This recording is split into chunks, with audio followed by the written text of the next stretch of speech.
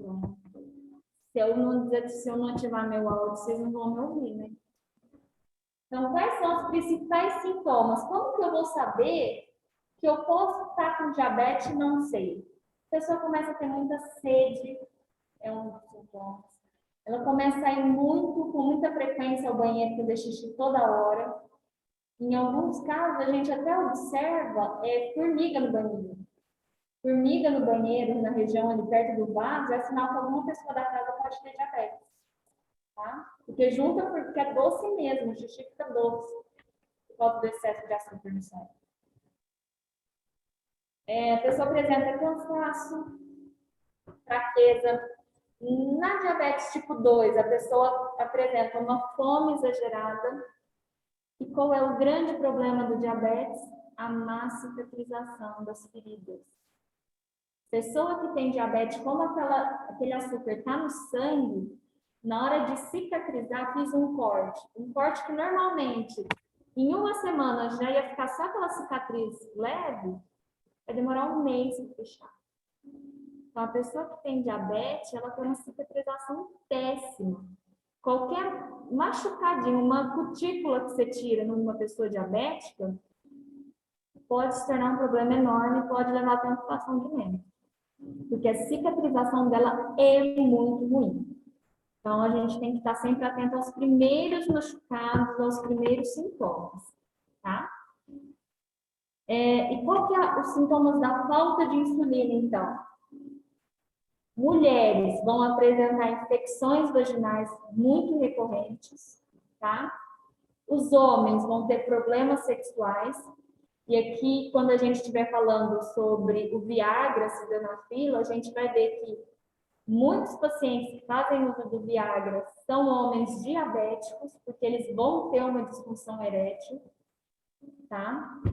A má cicatrização, que eu mencionei com vocês, a perda de peso, fome, visão turva e formigamento. Quais pontos de todos esses, então, nós vamos destacar? Má cicatrização, tá aqui, problemas sexuais e infecções vaginais, tá? Esses daqui são os que a gente vai conseguir lidar e que a gente vai ter que tentar reverter lá no balcão, certo? Quando que a gente vai ter, então, esses casos? Hiperglicemia. Quando eu tenho uma taxa de açúcar no meu sangue de 180 a 200, tá? Em jejum. Em jejum? Em jejum. Quando a pessoa está acima de 120, eu já considero ela pré-diabética, tá? E hipoglicemia. O que é hipoglicemia? Às vezes a pessoa, ela tem a insulina funcionando de forma adequada, tá tudo perfeitinho, só que a insulina funciona demais.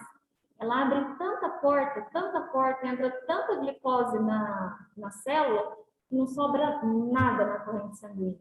E ao menos um pouquinho tem que ter. Aí o que a pessoa tem? A pessoa desmaia, ela entra em convulsão, ela começa a tremer frio, ter suor frio, instabilidade emocional. Esse caso de hipoglicemia são aquelas pessoas que obrigatoriamente têm que comer de 3 em 3 horas, senão passa mal. É por causa disso, elas têm hipoglicemia, tá? E esses aqui são a tabela, tá? Dos valores de referência. Então, uma pessoa em jejum, para ser normal, ela tem que ter uma taxa menor que 100.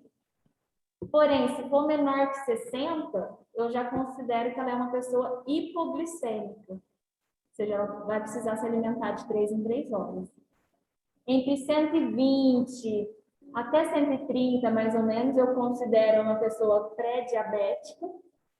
E acima de 130, aqui está 126, mas eles são mais tolerantes, eles falam 130, a pessoa é uma pessoa diabética, tá? Isso em jejum. Pós-prandial é depois do almoço, depois que comeu, até 2 horas depois que come, tá? E o outro é qualquer hora do dia. Então, esses são os valores que eu levo em consideração. Aqui nós vamos falar das principais complicações se eu não tratar a diabetes Problema, retinopatia diabética, que é a lesão no olho, na retina. Ela vai ter aterosclerose, que é um endurecimento das artérias. Vai ter nefropatia diabética, ou seja, pode ocorrer até mesmo a perda do rim.